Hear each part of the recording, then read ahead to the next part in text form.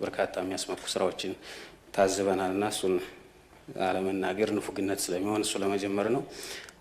በተለይ በግል ያስደመመኝ ልዩ እንደ ሀገርም ልዩ የሆነ ብረትን ከሀገር ውስጥ ጥሬ ዕቃ የማምረት ከአይረን ኦር የማምረት ስራን ኤምጂኦ ጅንግል አይተናል። የህዝብና የመንግስትን የሰላም ጥሪን ባለመቀበል ከኢትዮጵያ ቋሚ ጠላቶች ጋር በማበርና ተላላኪ በመሆን የባንዳነት ተግባራቸውን በመፈጸም የህዝብን ስቃይ በማራዘም የሚፈልጉና ኢትዮጵያን ለማዳከም ቀን ከሌሊት የሚሰሩ የጽንፈኛ ቡድኖች አሉ። በአዛውንቶቹ የሚመራው የህወሓት ቡድን እና አንጃው ከጦርነቱ አዙሪት ውስጥ ላለመውጣት ባላቸው ፍላጎት በሌሎች ክልሎችም ያሉ ጽንፈኛ ቡድኖችን ጭምር በመጠቀምና ከኢትዮጵያ ቋሚ ጠላቶች ጋር በማበር የትግራይን ህዝብ ዳግም ወደ ስቃይ ለማስገባት በየቀኑ የጦርነት ድግስ ሲያወጁ ይስተዋላል። ክቡር ጠቅላይ ሚኒስትር፣ ይህንን ህገወጥ ጦር ሰባቂ ቡድን አደብ ለማስገዛትና ግዛዊ አስተዳደሩን በማገዝ ክልሉ ሰላማዊ እንዲሆን ምን እየተሰራ ይገኛል? አጀብነ ወሎ የፍቅር ሀገር ከተገኘማ ካንቺ ነው ማደር። ክቡር ጠቅላይ ሚኒስትር ዶክተር አብይ አህመድ ሁልጊዜም በመካከላችን ተገኝቶ ለምናነሳቸው ጥያቄዎች ምላሽና ማብራሪያ ስለሚሰጡን በኢትዮጵያ ህዝብ ስም ከልብ እያመሰገንኩ ጥያቄን እንደሚከተለው አቀርባለሁ። ሀገራችን ኢትዮጵያ የተደቀነባትን የህልውና አደጋ በለውጡ መንግስት በሳል አመራር ተሻግራለች። ሆኖም ግን በአንዳንድ አካባቢዎች አልፎ አልፎ የሚታዩ ግጭቶች አሉ። እነዚህ ግጭቶች በዘላቂነት ለመፍታት መንግስት ዛሬም ለሰላም መንገድ ቅድሚያ እንደሚሰጥ በሁለቱ ምክር ቤቶች የጋራ መክፈቻ ላይ በክቡር ፕሬዝዳንት ንግግር ተመላክቷል። በዚህ መሰረት በተለያዩ ክልሎች በህዝብና በመንግስት የቀረበውን የሰላም ጥሪን በመቀበል ቀላል የማይባል ኃይል ወደ ሰላማዊ መንገድ መመለሱ የሚበረታታ ውጤት ነው። የመንግስትን ታጋሽነትና ወደ ሰፍነትን የሚያመላክት ተግባር ነው።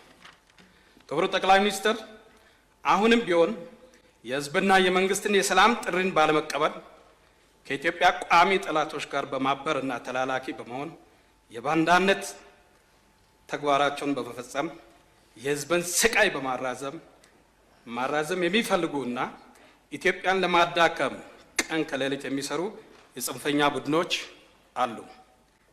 በተለይም በአማራና በኦሮሚያ ክልሎች በአንዳንድ አካባቢዎች የሃይማኖት አባቶችን በመግደል ትምህርት ቤቶችን በማፍረስ ህፃናት እንዳይማሩ በማድረግ የህዝብን አገልግሎት ተቋማትን በማፍረስ እና በመዝረፍ የንጹሃን ዜጎች እገታ እና ሌሎች የጭካኔ ተግባራትን በመፈጸም ላይ የተሰማሩ ኃይሎችን ለመቆጣጠርና የመንግስትን ኃይል በብቸኝነት መጠቀም ህገ መንግስታዊ ኃላፊነት ተግባራዊ ለማድረግ እየተሰሩ ያሉ ስራዎች ላይ ተጨማሪ ማብራሪያ ቢሰጥ፣ እንዲሁም በዚህ ረገድ ከሰላሙ ወዳድ ማህበረሰብ ምን ይጠበቃል? አመሰግናለሁ። አጀብነ ወሎ የፍቅር ሀገር ከተገኘማ ካንቺ ነው ማደር። በክቡር ፕሬዝዳንቱ የሁለቱ ምክር ቤቶች የመክፈቻ ንግግር ላይ እንደተመላከተው እንደ ሀገር አዎንታዊና ዘላቂ ሰላም ለማረጋገጥ መንግስት ሰፋፊ ስራዎችን እየሰራ መሆኑ ግልጽ ነው። ከነዚህ ተግባራት ውስጥ አንዱ የፖለቲካ ባህሉን ለመቀየር የተጀመረው ስራ ነው። የመጠፋፋት ፖለቲካ፣ የብሽሽቅና በስሜት የመጋለብ ፖለቲካ እንዲሁም እኛና እነሱ የሚል ከፋፋይና እጅግ ኋላ ቀር ፖለቲካ ኢትዮጵያችንን ብዙ ዋጋ ያስከፈለ ልምምድ እንደሆነ ይታመናል።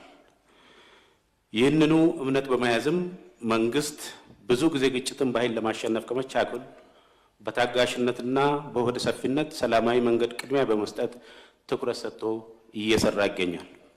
በዚሁ የጸና እምነቱ የእርቅና የሰላም መንገድን በመከተል የሀገራችንን ሰላም አስተማማኝ ለማድረግ በርካታ ስራዎችን እየሰራ መሆኑ ይታወቃል። ለዚህም አንዱ ማሳያ የፕሪቶሪያ ስምምነትና በስምምነቱ እየተገኙ ያሉ ውጤቶች ተጠቃሽ ናቸው።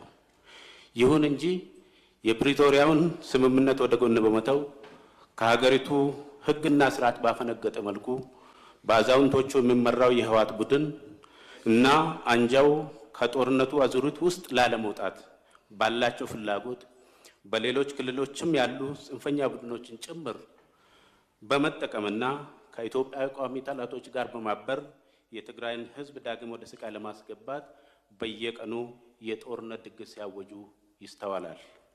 ክቡር ጠቅላይ ሚኒስትር፣ ይህንን ህገወጥ ጦር ሰባቂ ቡድን አደብ ለማስገዛትና ግዛዊ አስተዳደሩን በማገዝ ክልሉ ሰላማዊ እንዲሆን ምን እየተሰራ ይገኛል? በተጨማሪም አንዳንድ መረጃዎች እንደሚጠቁሙት የህወሓቱ የአዛውንቶች ቡድን ከሻዕቢያ ኃይሎች ጋር ግንባር ፈጥረው ለጥፋት እየተንቀሳቀሱ መሆኑ ይሰማል። በመሆኑም ሉዓላዊነታችንን የሚዳፈር የሻዕቢያ እንቅስቃሴ ለመግታት እየተሰሩ ያሉ ስራዎችና በአጠቃላይ አሁናዊ የትግራይ ክልል የሰላም የጸጥታና የፖለቲካ ሁኔታ በምን ደረጃ ላይ እንደሚገኝ ማብራሪያ ቢሰጡ አመሰግናለሁ። አጀብ ነው ወሎ የፍቅር ሀገር ከተገኘማ ካንቺ ነው ማደር። ወደ ጥያቄው ቀጥታ ከመግባቴ በፊት በቅርብ ሀገራችን በአምራች ዘርፍ ከምትሰራቸው እጅግ አስደናቂ ስራዎች መካከል የቦሌ ለሚ ልዩ ኢንዱስትሪ ዞን እና የኤምጂ ሆልዲንግ ላይ የተሰሩ ስራዎችን የማየት እድል ስለነበረን እዛ ላይ ያየናቸውን ስራዎች በጥቂቱ ማንሳት ፈልጋለሁ። በዋናነት የአምራቹ ዘርፍ ለኢኮኖሚ ሉዓላዊነታችን ወሳኝ ዘርፍ መሆኑን ያየንበት፣ በተጨባጭ ያሉብንን ማክሮ ኢኮኖሚክ ስብራቶች ለመፍታትም ቢሆን ይህ ዘርፍ እጅግ ወሳኝ መሆኑን ተመልክተናል። ለአብነት በአንድ ፋብሪካ ከ7000 በላይ ወጣት ወገኖቻችን የስራ እድል ተፈጥሮላቸው ለሀገርም ከፍተኛ የውጭ ምንዛሬ እያመነጨ እንዳለ፣ በእውቀት ሽግግርም ዘርፍ በርካታ የሚያስመኩ ስራዎችን ታዝበናል እና እሱን አለመናገር ንፉግነት ስለሚሆን እሱ ለመጀመር ነው። በተለይ በግል ያስደመመኝ ልዩ እንደ ሀገርም ልዩ የሆነ ብረትን ከሀገር ውስጥ ጥሬ እቃ የማምረት ከአይረን ኦር የማምረት ስራን ኤምጂ ሆልዲንግ ላይ አይተናል። የመስታወት ፍጆታችንም ሊያሟላ የሚችል በአመት እስከ 600,000 ቶን ማምረት የሚችል ፋብሪካ በጥሩ ሁኔታ ላይ እየተገነባ እንዳለ አይተናል እና እሱ ይበል ይደግ ስለሚያሰኝና ዘርፉን ለመሩ አመራሮችና ለጠቅላይ ሚኒስትራችንም ምስጋና መስጠት ስለፈለኩ ነው። ወደ ጥያቄ ለመግባት በክቡር ፕሬዚዳንታችን ንግግር ላይ በያዝነው ዓመት በሀገራችን የሚካሄደው 7ኛው ሀገራዊ ምርጫ ፍትሐዊ፣ ሰላማዊ፣ ዲሞክራሲያዊና በኢትዮጵያውያን ዘንድ ታማኝነት ያለው ሆኖ እንዲካሄድ መንግስት ትኩረት ሰጥቶ የራሱን ድርሻ እንደሚወጣ ተመላክቷል። በሀገራችን ህገ መንግስት መሰረት የመንግስት ስልጣን የሚያዘው በዲሞክራሲያዊ መንገድ በህዝብ ምርጫና ይሁንታ ሆኖ ሳለ በምርጫ የማያምኑ የህዝብን ድምፅ ለመቀበል ፈቃደኛ ያልሆኑ ስልጣንን በኃይልና በጉልበት ብቻ ለመያዝ የሚመኙ ኃይሎች ደግሞ ዛሬም ቅዠታቸውን አላቆሙም። በተለያዩ የማህበራዊ ሚዲያ አማራጮች የህዝብ አመጽ ለመቀስቀስ የሚንቀሳቀሱና ኋላ ቀር የፖለቲካ አስተሳሰብ ያላቸው ጽንፈኛ አካላት ምርጫ እንደማይካሄድ እና አስቻይ ሁኔታ እንደሌለ አስመስለው እየቀሰቀሱ ይገኛሉ። ክቡር ጠቅላይ ሚኒስትር፣ የቀጣዩ ምርጫ በክቡር ፕሬዚዳንቱ ንግግር እንደተጠቀሰው ሰላማዊ፣ ተአማኒና ፍትሐዊ እንዲሆን በመንግስት በኩል ምን እየተሰራ ይገኛል? ከባለድርሻ አካላትስ ምን ይጠበቃል? በተለይ አመጽን እና ሁከት መንገድ መርጠው መርዛማ ፕሮፓጋንዳ በየዕለቱ የሚረጩ የጥፋት ኃይሎችን በጋራ ለመመከት ከእያንዳንዱ ዜጋ ምን ይጠበቃል? አመሰግናለሁ።